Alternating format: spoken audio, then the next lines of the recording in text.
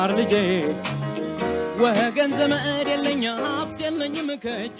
ተማሪዎች እንዴት ሰነበታችሁ? እንደምን ከረማችሁ? ይህ ከዋሸራ አካዳሚ የሚተላለፍ የ12ኛ ክፍል የስነ ህይወት ትምህርት ፕሮግራም ስርጭት ነው። እንዲህ ባለፈው ፕሮግራማችን ዩኒት 6 ስለ ክላይሜት ቼንጅ ሌሰን 2 አይተናል። በሌሰን 2 ላይ ያየነው ስለ ግሪን ሃውስ ጋሶች ሲሆን ግሪን ሃውስ ጋሶች ምን የትኞቹ ጋሶች እንደሆኑ ግሪን ሃውስ ጋስ የሚባሉት እንግዲህ እዛ ላይ በዝርዝር የግሪን ሃውስ ጋስ ተብለው የሚጠሩት ጋሶች ካርበን ዳይኦክሳይድ፣ ወተር ቬፐር፣ ሚቴን፣ ክሎሮፍሎሮ ካርበን እነኚህን የመሳሰሉት ጋሶች በዋነኛነት ግሪን ሃውስ ጋሶች ተብለው እንደሚጠሩ ነው ያየነው።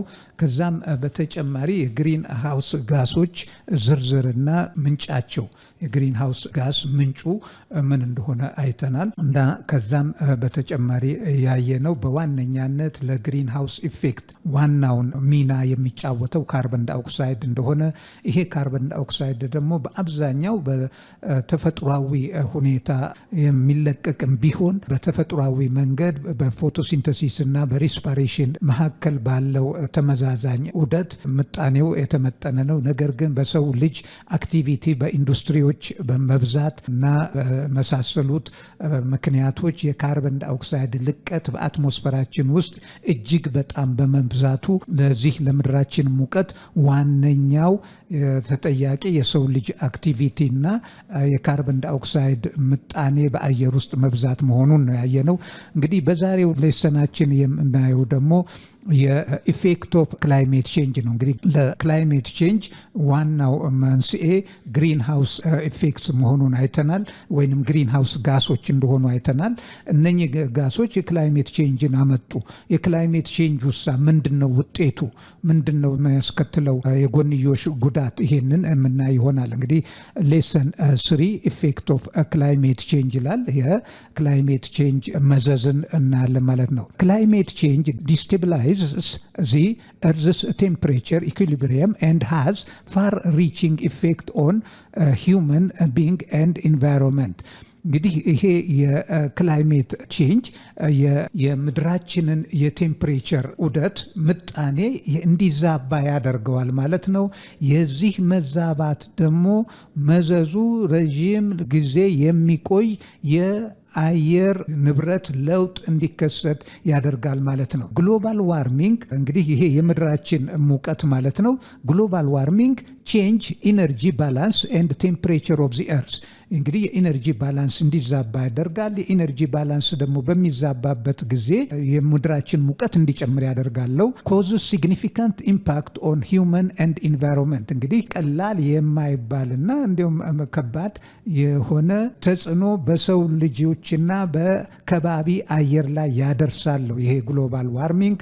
ሌላ ዊል ኢንክሪዝ ፕሮባቢሊቲ ኦፍ ኤክስትሪም ዌዘር ኢቨንትስ እንግዲህ ይሄ ምን እንዲከሰት ያደርጋል? በጣም ከተፈጥሯዊ ሁኔታ ያፈነገጠ የአየር ክስተት የአየር ለውጥ ክስተት እንዲከሰት፣ ለምሳሌ ከባድ የውቅያኖስ ወጀብ፣ ከባድ አውሎ ንፋስ፣ ከባድ ውሽንፍር፣ ከባድ ዝናብና ጎርፍ የመሳሰሉት እንዲከሰቱ ያደርጋል። ዊል ኢንክሪዝ ፕሮባቢሊቲ ኦፍ ኤክስትሪም ዌዘር ኢቨንት ሲል ያንን ማለት ነው። ዚ ዳይሬክት ኮንሲኩዌንስ ኦፍ ማን ሜድ ክላይሜት ቼንጅስ ኢንክሉድ እንግዲህ በቀጥተኛ በሰው ሰራሽ ምክንያት የሚከሰቱ የክላይሜት ለውጦች የሚያስከትሏቸው መዘዞች የሚከተሉት ናቸው ነው። አንደኛ ሬዚንግ ማክሲመም ቴምፕሬቸር የቴምፕሬቸር በጣም ማደግ ማለት ነው። ራይዚንግ ኦፍ ማክሲመም ቴምፕሬቸር የቴምፕሬቸር በጣም ማደግ ነው። እንግዲህ ሙቀት በራሱ የራሱ የሆነ ችግር አለው። ሙቀት በበረሃ ውስጥ እንደምሳሌ እንደ ጋምቤላ ከ40 ዲግሪ ሴንቲግሬድ በሚጨምርበት ጊዜ ሰርቶ ለመብላት እንኳን እንቅስቃሴ ማድረግ የማንችልበት ሁኔታ እንዲፈጠር ያደርጋል። ራይዚንግ ሲ ሌቨል እንግዲህ የውቅያኖሶች ሌቨል መጨመር የውቅያኖሶች ሌቨል መጨመር ደግሞ ምን እንዲከሰት ያደርጋል? በውቅያኖሶች ዙሪያ ያሉ ከተማዎች እንዲዋጡ ያደርጋል። የውቅያኖስ ሌቨል ለምን ይጨምራል? ሙቀት በሚጨምርበት ጊዜ በፖላር ኖርዝ እና ሳውዝ ፖል ላይ ያሉ በረዶዎች ይሟሟሉ። ሲሟሙ ወደ ውቅያኖሶች ይገባሉ። የውቅያኖሶች ሌቨል ሲጨምር በውቅያኖስ ዙሪያ ያሉ ከተሞችን ይውጣሉ። ይህም የራሱ ችግር አለው። ሃየር ኦሽን ቴምፕሬቸር የውቅያኖሶቹ ውስጥ ሙቀት መጨመር። እንግዲህ ይሄ ውቅያኖስ ሙቀት መጨመር የውቅያኖስ ውስጥ ያሉ ብዝሃ ሕይወቶች ላይ ኢፌክት አለው። heavy precipitation and shrinking of glaciers and thawing of permafrost ይሄ እንግዲህ ኃይለኛ precipitation ስንል ኃይለኛ ዝናብ እና የበረዶች መሟሟት እንደዚሁም ይሄ ምድራችን ላይ ይሄ ፖላር ሪጅን ላይ የተነጠፉ permafrost የምንለው የበረዶ ግግር እየሟሟ መሄድ በጣም እየሟሟ መሄድ እንዲከተል ያደርጋል ማለት ነው። ይሄ ቀጥተኛ የኢምፓክቱ ነው። the indirect consequence of climate change which affects human and the environment are እንግዲህ ይሄ ደግሞ በቀጥተኛ ሳይሆን በተዘዋዋሪ መንገድ የሚከተለው የምድራችን ሙቀት የሚያስከትለው መዘዝ የሚከተሉትን ነው ማለት ነው። increase in hunger and water crisis እንግዲህ የረሃብ እንዲጨምር በተለይ በታዳጊ ሀገሮች የእኛን ሀገር በመሳሰሉት ረሃብ እና የውሃ እጥረት እንዲከሰት ያደርጋል። ረሃብ ለምን ይከሰታል? የአየር ንብረት በሚዛባበት ጊዜ በትክክለኛው መንገድ ገበሬው ሲያርስ ዝናብ እጥረት ይከሰታል። እንደገና ደግሞ የዝናብም ከበዛ ጎርፍ ከሆነ የተዘራውንም ጠራርጎ የመሄድ ባህሪ ይኖረዋል። እንደገና ድርቅ በሚሆንበት ጊዜ የውሃ እጥረት ይከሰታል እና እነኚህ የመሳሰሉ ነገሮች ታዳጊ ሀገሮችን ለረሃብ ይዳርጋሉ። ሌላው ሄልዝ ሪስክ ዲው ቱ ዚ ራይዚንግ ኤር ቴምፕሬቸር ኤንድ ሂት ዌቭ እንግዲህ የዚህ ደግሞ የሙቀት በጣም መጨመርና የዚህ ሙቀት መጨመር የሙቀት ዌቭ ያስከትላል። የዚህ የሙቀት ዌቭ ደግሞ ሞቃታማ በሆኑ አገሮች ላይ በተለይ ሰዎችን ለሞት የመዳረግ የጤና እክል ያስከትላል ማለት ነው። ይሄ ተዘዋዋሪ ኢምፓክቱ ነው ወይንም መዘዙ ነው።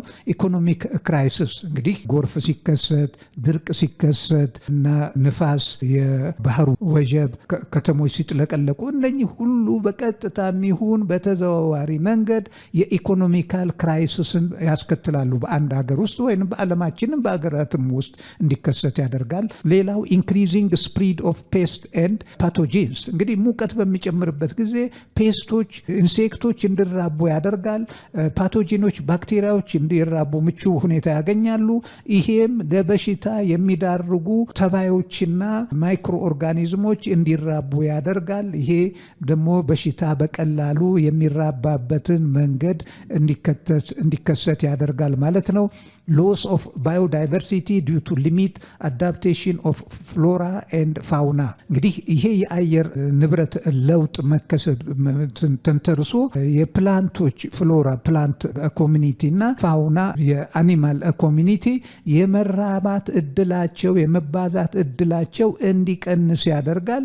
ይሄ ደግሞ በቀጥታም ይሁን በተዘዋዋሪ መንገድ የፕላንት የእጽዋትን መመናመን ያስከትላል። የነሱ መመናመን ደግሞ እንግዲህ የባዮዳይቨርሲቲ መመናመን በቀጥታም ይሁን በተዘዋዋሪ መንገድ እንዲከሰት ያደርጋል ማለት ነው። ይሄ ሁሉ እንግዲህ የክላይሜት ቼንጅ የሚያመጣው መዘዝ ነው። ሌላው ኦሽን አሲዲፊኬሽን ዲው ቱ ኢንክሪዝድ ሃይድሮካርቦኔት ኮንሰንትሬሽን ኢን ዋተር አዝ ኮንሲኩዌንስ ኦፍ ኢንክሪዝድ ካርበን ዳይኦክሳይድ ኮንሰንትሬሽን እንግዲህ ካርበን ዳይኦክሳይድ በውሃ ውስጥ በሚበዛበት ጊዜ ካርቦኔት ሃይድሮካርቦኔት ኮንሰንትሬሽን ይበዛል።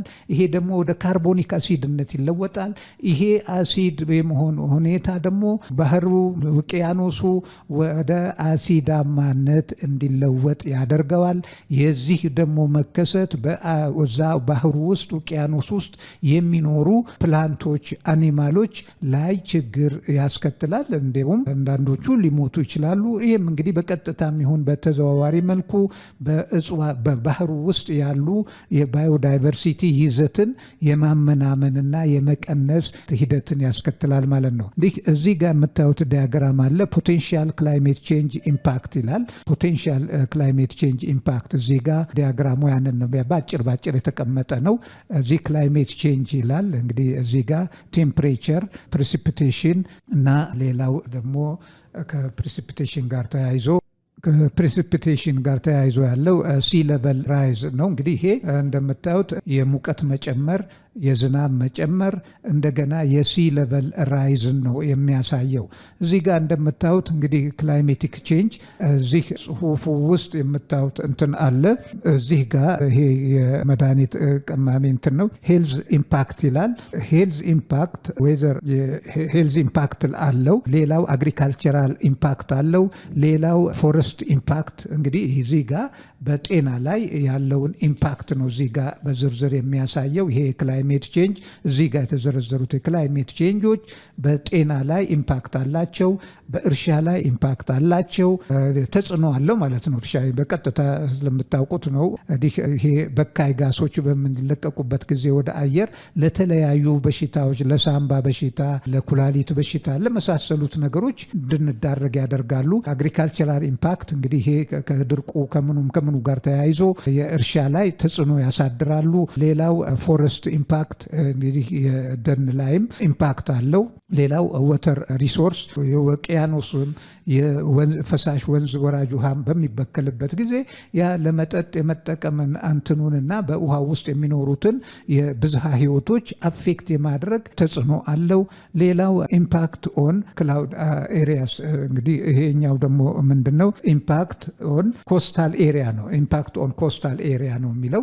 ኮስታል ኤሪያ ላይ የሚኖሩ ይሄ እንግዲህ ሲለበሉ እየጨመረ በሚሄድበት ጊዜ ምንድነው በኮስታል ኤሪያ ላይ ያሉ ሀገሮች ይጥለቀለቃሉ ማለት ነው። እንግዲህ ይሄን ያስከትላል። ሌላው ስፒሺስ ኤንድ ናቹራል ኤሪያስ እንግዲህ እዚህ ጋር ይሄ ስፒሺሶች እና አሉ። ይሄ በተፈጥሯዊ አካባቢዎች ላይም ጥፋት ያስከትላል። የባዮዳይቨርሲቲ መመናመን ያስከትላል። እዚህ ጋር ወፎች አይታችኋል።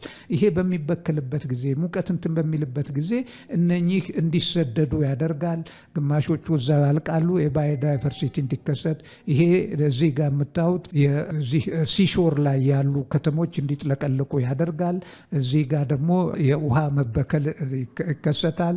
የውሃ መበከል ደግሞ ለመጠጥ ለሌላ አገልግሎት የውሃ ክራይሲስ እንዲከሰት ያደርጋል። እዚህ ጋር ፎረስት እዚህ ላይ ፎረስት ላይ ሙቀት የሰደድ እሳት እንዲጨምር ያደርጋል። የሰደድ እሳት መጨመር በራሱ ደን እንዲቃጠልና የደን መቃጠል ደግሞ የባዮዳይቨርሲቲ በዛ ውስጥ ያሉት አኒማሎችም ናቹራል ሆማቸው በሚዛባበት ጊዜ እነኚህ እንስሳት በሙሉ እንዲያልቁ እና እንዲሰደዱ ያደርጋል ማለት ነው።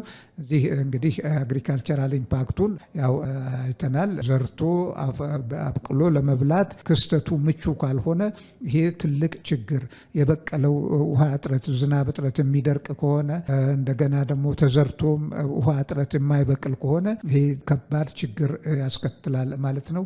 ሌላኛው ይሄ ከጤና ጋር የተያያዘው ችግር ነው እዚህ ጋር ያየ ነው።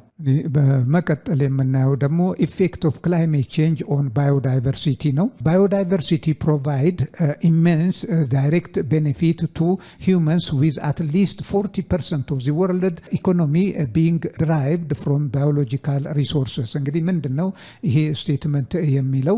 በዋነኛነት ኢመንስ ታላቁን የሰው ልጆችን ኢኮኖሚ ምንጭ ሆኖ እያገለገለ ያለው እስከ 40% ድረስ የያዘው የኢኮኖሚ ድራይቨር ፎርስ ነጂ ኃይል ገፊ ኃይል ማለት ነው። ይሄ ባዮዳይቨርሲቲ ነው፣ ብዝሃ ህይወት ነው። እና ይሄ እዚህ ብዝሃ ህይወት ሜንቴን ማድረግ ካልቻለን እንግዲህ 40% የዓለም ኢኮኖሚ ይዛባል ማለት ነው። ሜንቴኒንግ ባዮዳይቨርሲቲ ፕሮቫይድስ ግሬት ፉድ ሴኩሪቲ። እንግዲህ ባዮዳይቨርሲቲያችንን ከጠበቅንና በተፈጥሯዊ ሁኔታ ሚዛኑን ጠብቆ እንዲቆይ ካደረግን የፉድ ሴኩሪቲያችንን አስተማማኝ ማድረግ እንችላለን። የፉድ ሴኩሪቲ ማለት ነው። ፕሮቫይድ ኦፖርቹኒቲ ፎር ኢኮኖሚክ ዴቨሎፕመንት ኤንድ እንግዲህ ለኢኮኖሚ እድገትም ዋና እንግዲህ የቱሪስት ምንጭ ነው። ባዮዳይቨርሲቲ የብዙ ሪሶርሶች ምንጭ ነው። ያ መሆኑ የኢኮኖሚ ዴቨሎፕመንታችንን እድል ያሰፋልናል። and provides a foundation for new pharmaceutical and other medical advances። እንግዲህ ብዝሃ ህይወት በሚበዛበት ጊዜ ምንም ልብ አድርጉ ብዙዎቹ የመድኃኒት አይነቶች ከፕላንቶች እና ከተለያዩ እጽዋቶች ይቀመማሉ። እነኚህ የብዝሃ ህይወት መስፋት የዛን እድል ያሰፋዋል። የመድኃኒት ቅመማን ሁኔታ ማግኘትን ሁኔታ ያሰፋዋል። ይሄ በትክክል ነው። እንግዲህ እነኚህ ሶስቱ ዋና ዋና ባዮዳይቨርሲቲን መጠበቅ የፉድ ሴኩሪቲን እንድንጠብቅ ያደርገናል። የኢኮኖሚ ዴቨሎፕመንት የተሳካ ያደርጋል። እንደገና ለሕክምና የምናውላቸውን አትክልት ቅመማ ቅመሞች ተፈጥሯዊ መድኃኒቶችን ለመቀመም ትልቅ እድልን ያሰፋል። however climate change affect habitats of several species እንግዲህ ይሄም ጠቀሜታ የሚሰጥ መሆኑን ቢታወቅ የክላይሜት ቼንጅ ሰው ሰራሽ በሆነ ምክንያት የተፈጠረው ክላይሜት ቼንጅ affect habitat of several species የብዙዎቹን የብዝሃ ህይወት መኖሪያዎችን አፌክት ያደርጓል። ሰደድ እሳት እጽዋትን ብቻ አይደለም እዛ ውስጥ የሚኖሩትን እንስሳትም እንዲህ ባዮዳይቨርሲቲ ስንል ከማይክሮ ኦርጋኒዝም እስከ ትልቁ ዝሆን እስከ ትልቁ 휠 ያለውን ነው የምንለው። ከማይክሮ ኦርጋኒዝሟ እነኛን ሁሉ ያጠፋል። ሁለተኛ result several species to migrate either adapt areas with more favorable climate እንግዲህ እንስሳት እንዲሰደዱ የተለያዩ ዝርያዎች ወደ ተለያየ ቦታ ምቹ ነው ወዳሉበት እንዲሰደዱ ያደርጋል። ይሄ እንግዲህ መሰደድ የሚችሉትን ነው። መሰደድ የማይችሉት ደግሞ እዛው ባሉበት ቦታ ላይ ዶሚኔትድ ሆነው ዳይሬክትሊ ባዮዳይቨርሲቲያችንን እንድናጣ ያደርገናል ማለት ነው። እንግዲህ ፕሮጀክትድ changes in the climate combined with land use change and the spread of exotic or alien species are likely to limit the capability of some of the species to migrate and therefore will accelerate their loss. እንግዲህ ይሄ ለረጅም ጊዜ ቀጣይነት ያለው የክላይሜት ለውጥ በወቅቱ መገደብ ካልቻለና ሚዛኑን እንዲጠበቅ ካላደረገ መሰደድ የሚችሉት ጥሩ ነው ይሰደዳሉ። ግን የማይችሉት በአብዛኛዎቹ እዛው ባሉበት ቦታ ስለሚያልቁ የፕላንቱም የአኒማሉም ባለበት ቦታ ላይ የማለቅ የመጥፋት እድል ስለሚገጥመው ይሄ ደግሞ በቀጥታም በተዘዋዋሪ የባዮዳይቨርሲቲ ሎስ ያስከትላል። ይሄ ባዮዳይቨርሲቲ ሎስ ደግሞ ፉድ ሴኩሪቲ ሎስ፣ ኢኮኖሚካል ክራይሲስ እና እንደዚሁም ለተለያዩ ነገሮች የምንጠቀምባቸውን ለመድኃኒት ለመሳሰሉት የምንጠቀምባቸውን እጽዋቶችን ያሳጣናል ማለት ነው። እንግዲህ ተማሪዎች ይሄ የክላይሜት ቼንጅ የሚያስከትለው መዘዝ በቀላሉ የሚታይ ነገር አይደለም። ሄዶ የሰውን ልጅ ወደ ከፋ ጥፋት የሚያደርስ ነገር ስለሆነ ነው። ስለ ኢንቫይሮንመንታል ቼንጅ ብዙውን ጊዜ የዓለም ሀገራት እየተንጫጩበት ያሉትና እኛም ሀገር ለለውጡ ወይንም ለጥፋቱ አብዛኛውን ድርሻ ከሚወስዱት ውስጥ የማንካተት ቢሆንም ሀገራችን ያው ተያይዞ ያለ ስለሆነ ዓለም የራሳችንን ድርሻ መወጣት አለብን።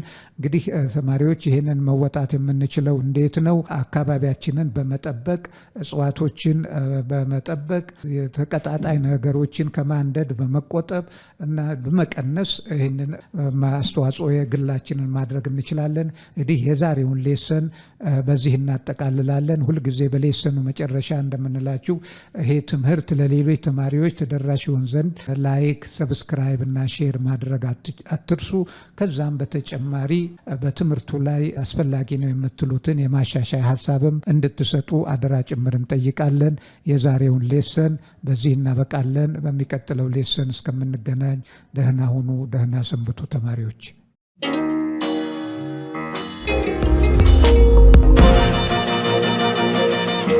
ፀሐይ ነው ላልተማረ ሰው ግን ቀኖች ጨለማ